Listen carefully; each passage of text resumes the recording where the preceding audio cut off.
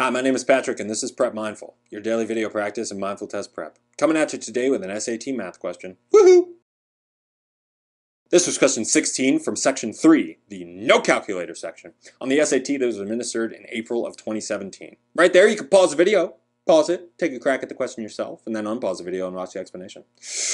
Could be good, because we're getting in there. It reads, the absolute value of 5 minus x equals 4.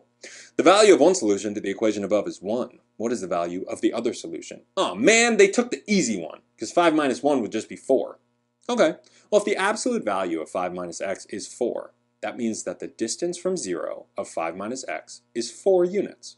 So on the one hand, 5 minus x could equal 4, but there's another possibility. Maybe 5 minus x equals negative 4. What would we know then? Well, let's isolate for x. We subtract 5 from both sides, and we get that negative x equals negative 9. Divide both sides by negative 1, and x equals 9. So 9 is the other solution to the equation. Sweet. It's going to be helpful to stay fresh on that definition of absolute value. It's not that absolute value is always positive or something, because that can get a little bit tricky with, well, can I go into it and convert all the terms within it to being positive?